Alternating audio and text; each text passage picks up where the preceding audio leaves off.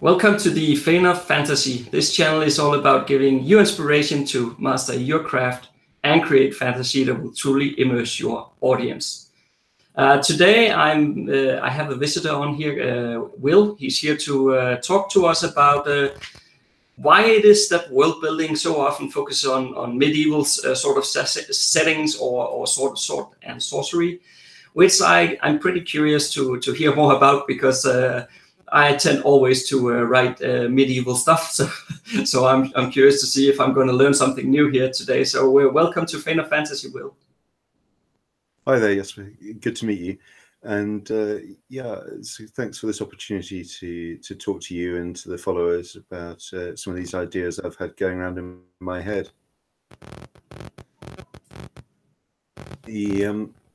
The point you make about the focus on medieval fantasy is one that I've in my mind for quite a long time. I think it was really interesting. I think probably because of Tolkien, because of some of the really great writers in this field, all sort of focusing in that one era of history. Somehow that's defined what fantasy is for a lot of people.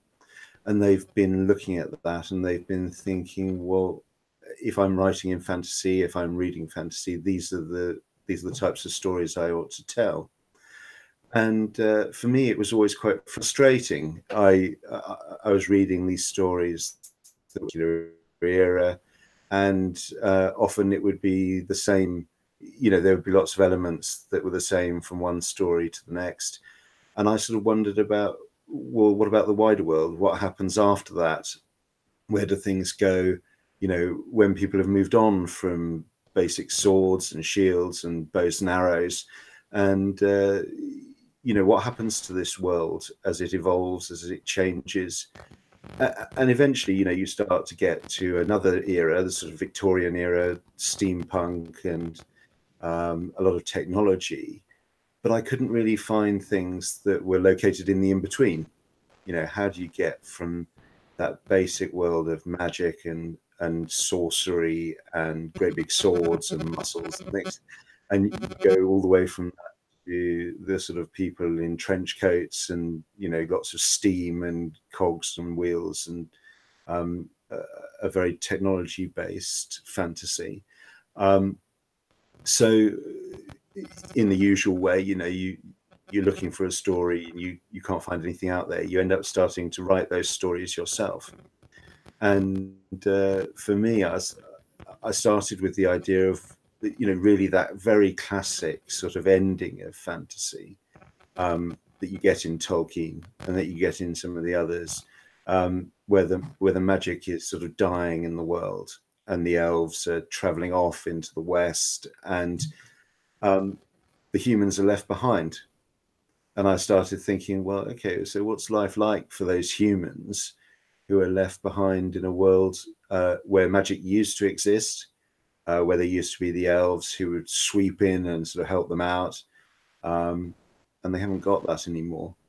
And for me, that was a really interesting sort of starting point to think about how a society like that might evolve and might sort of change as it develops in ways that are very different to the historical development in our world.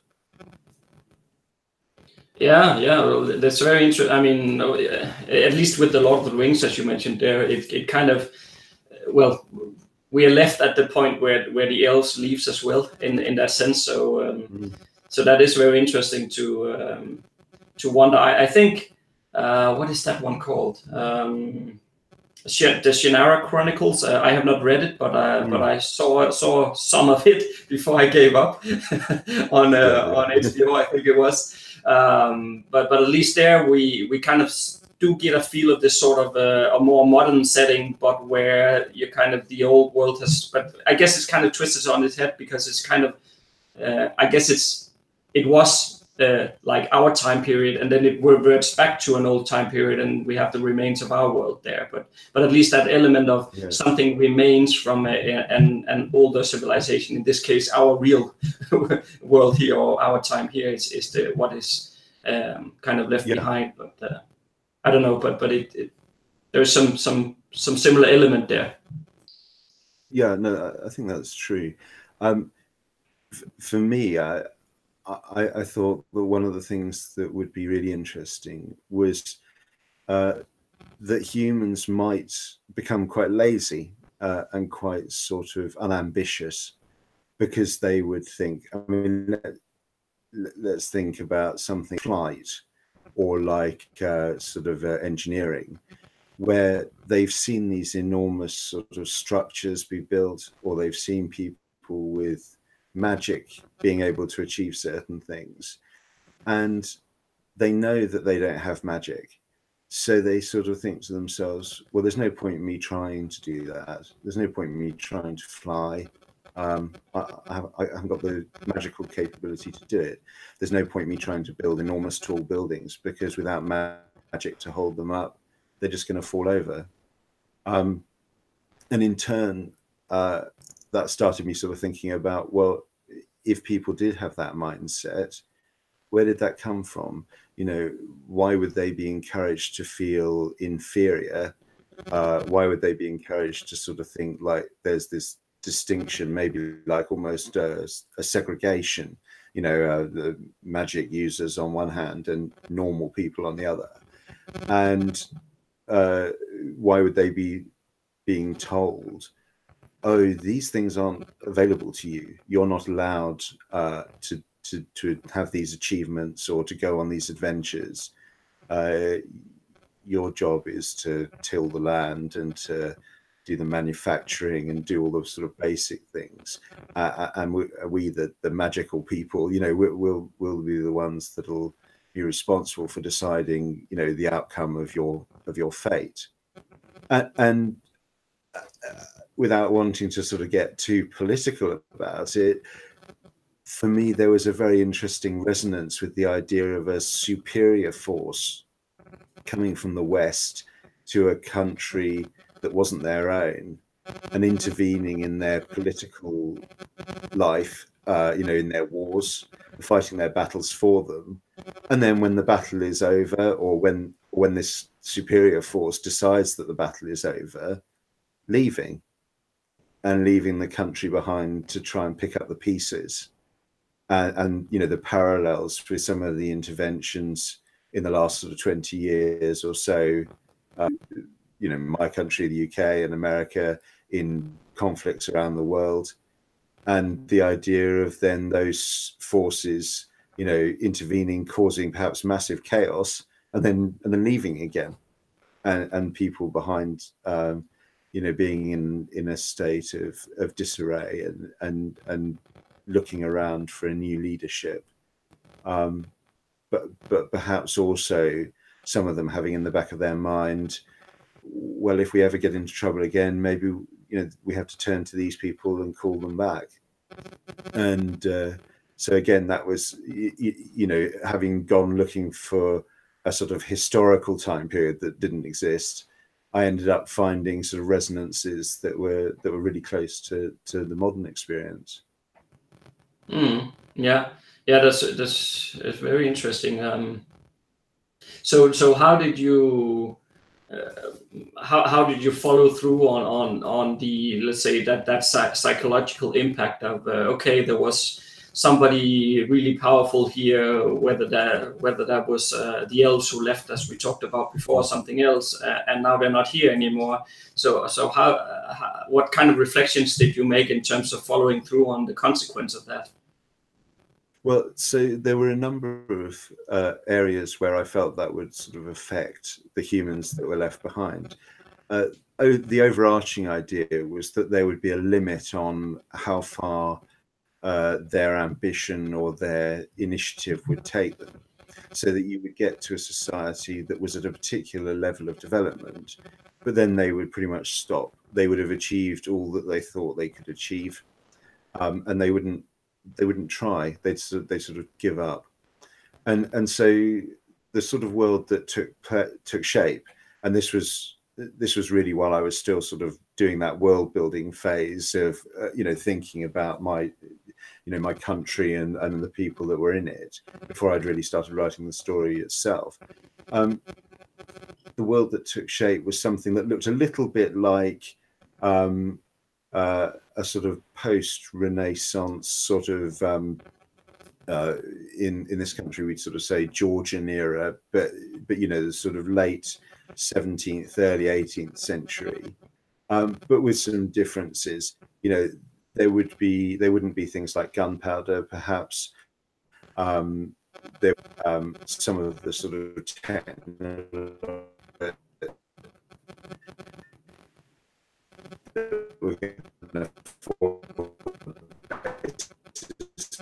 the industrial revolution, 19th century, and so there's a category of humans within my world who you know, they're very obsessed with emulating all the fashions of the elves, and so they almost the sort of dandy character you know, is totally obsessed with how they appear, and being ever so polite and very formal, and you know, the substance, you know, what they do with their day is irrelevant, so long as they can look very smart and very precise, and they can be seen in all the right places and among all the right people.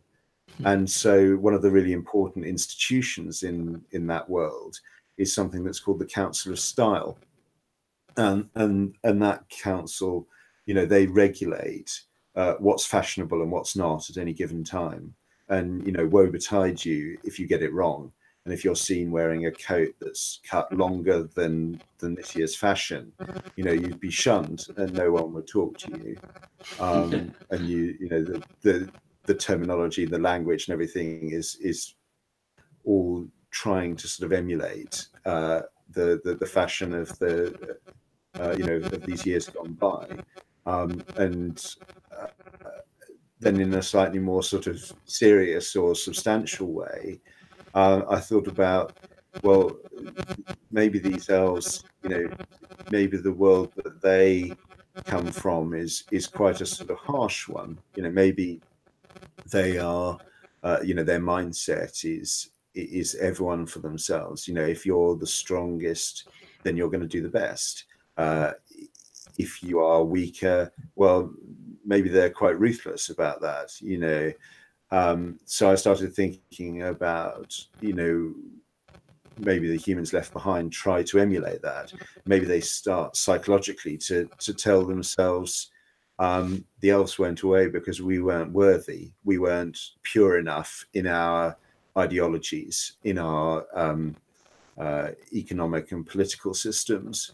You know, maybe if we can just get to a purer, more absolutist sort of world where we show the same characteristics as the elves, well, maybe they'll come back. Maybe they'll bring back that higher technology and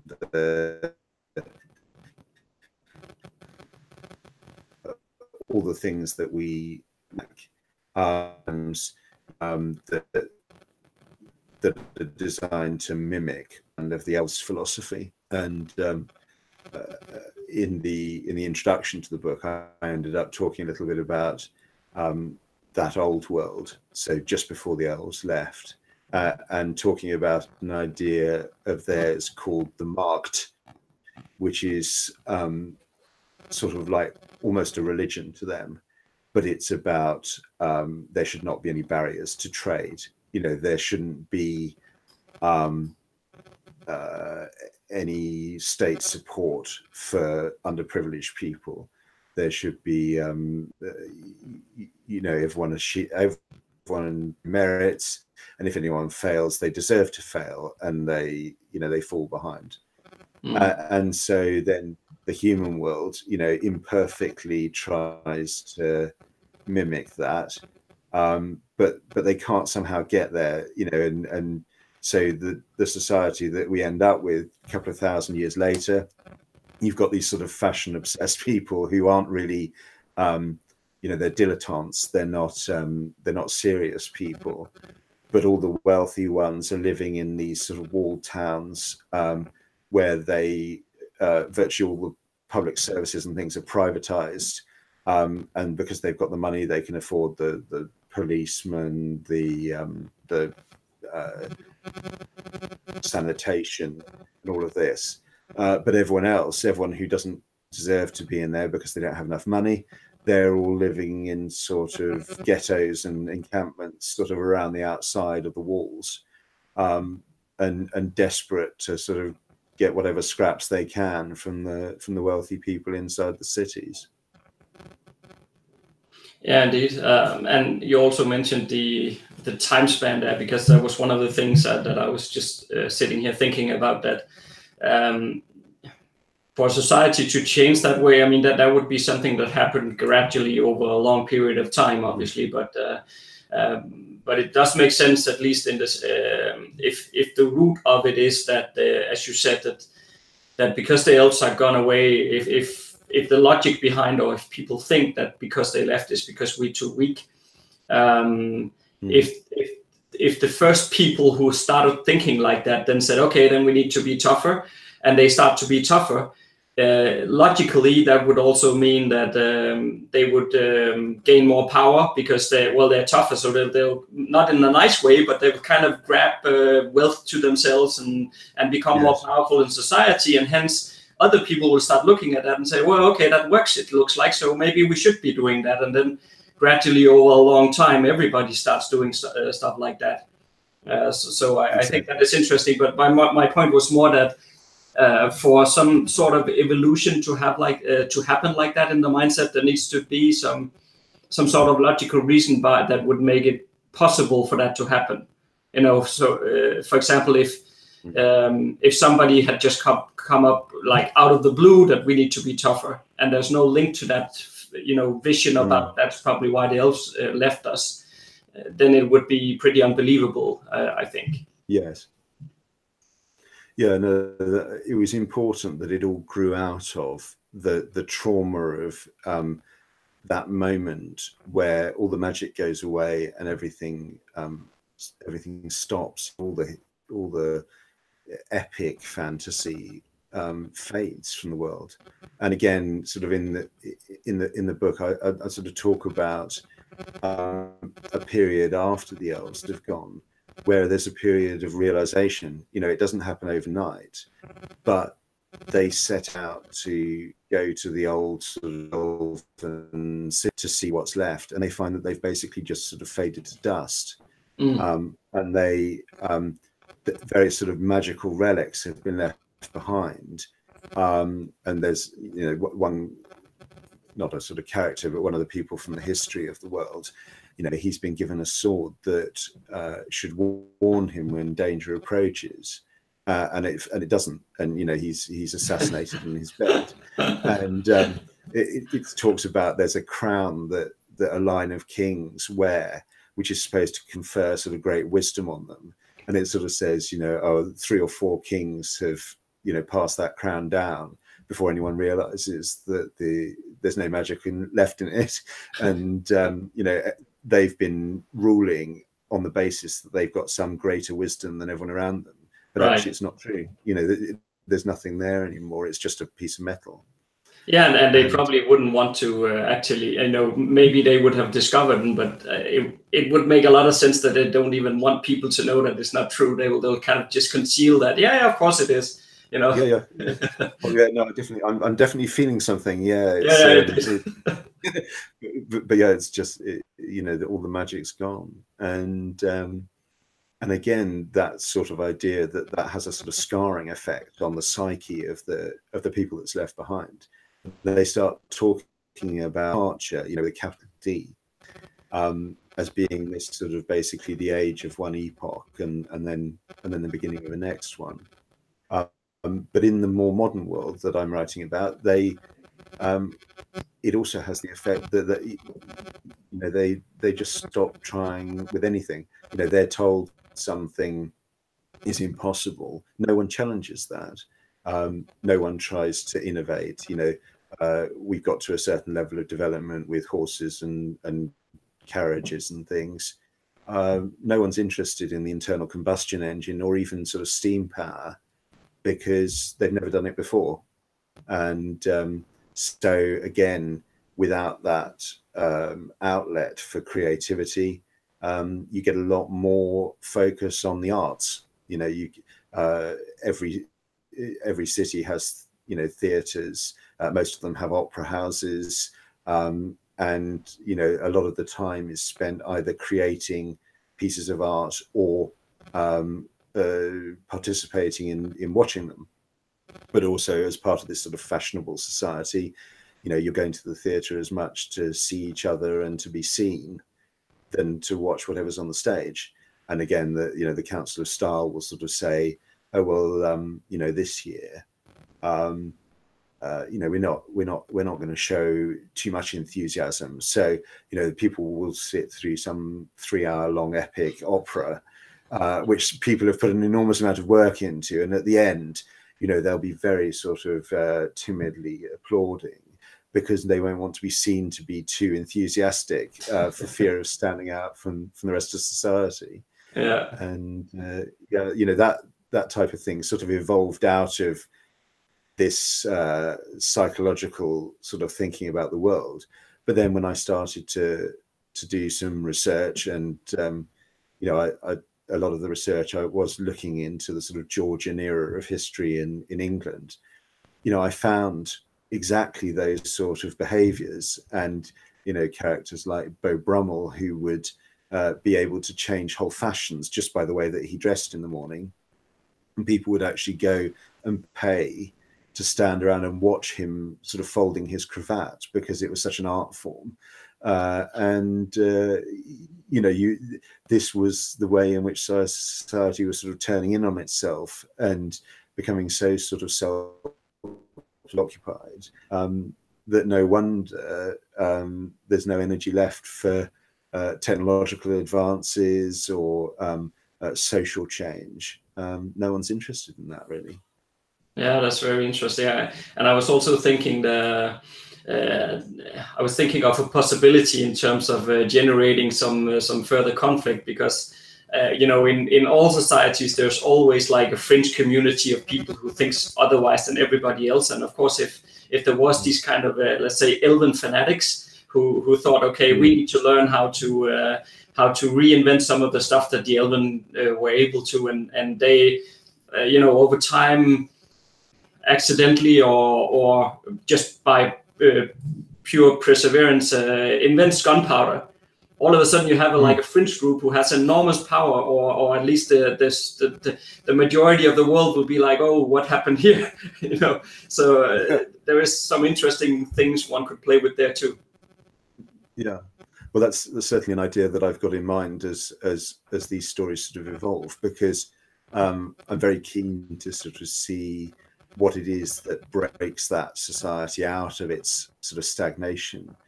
And some of the characters that are encountered in the first book, you know, they think differently, and they want to try and sort of get to a more advanced place. And their solution to that at one stage is to hire a boat and to set sail into the West, to try and find the elves and sort of encourage them to come back.